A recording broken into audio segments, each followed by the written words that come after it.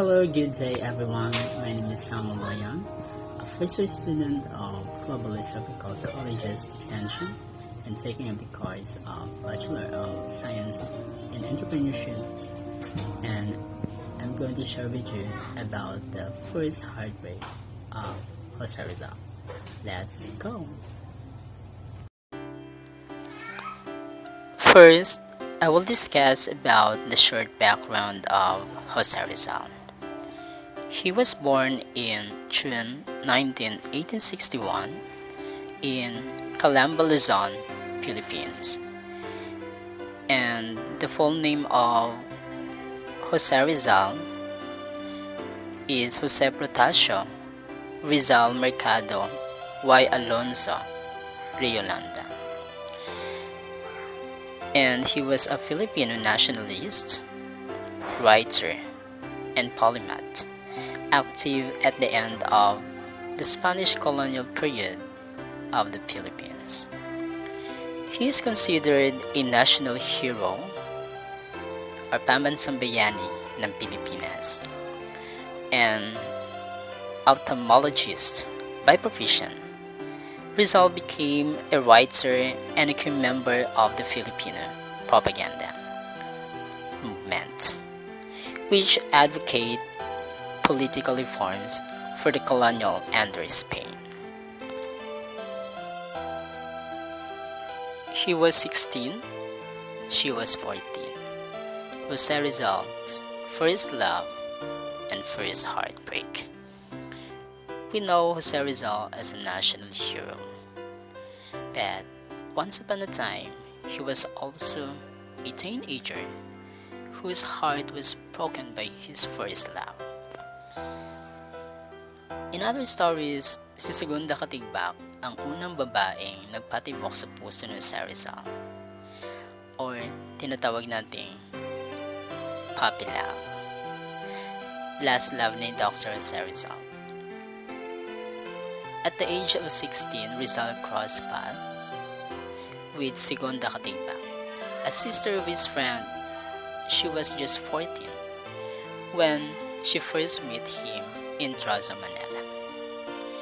He has a friend by the name Mariano Katigbak, and they went to the house of the grandmother of Rizal. And it so happened that it took place in Trozo, Manila. That's where Totoban is right now. He saw Segunda, or Segunda saw him, kasi it was Segunda who fell in love with him.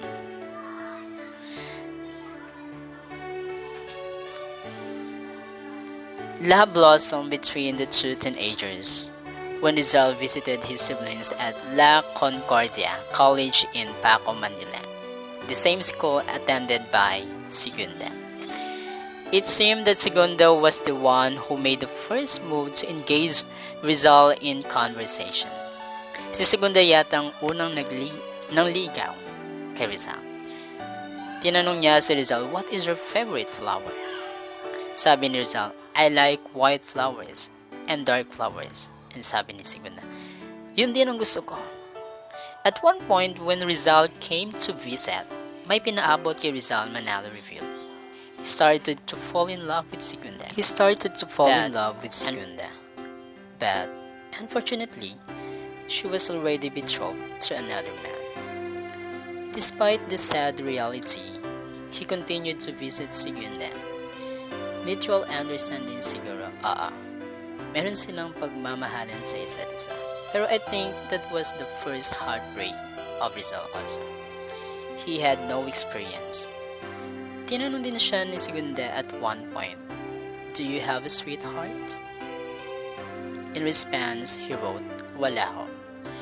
Hindi ko inisip kailanman ang umibig sapagkat nalalaman kong hindi ako papansinin, lalo na ng magaganda." On one occasion, when they crossed paths in Laguna, he chose to end whatever was between them. Ngumiti siya sa akin at iniwas-iwas pa ang kanyang panyolito. Wala akong ginawa kundi magpugay. Ang aking dila na karaniwang magsalita ay napipipi kapag ang aking puso ay natitigib ng mga damdamin, he wrote.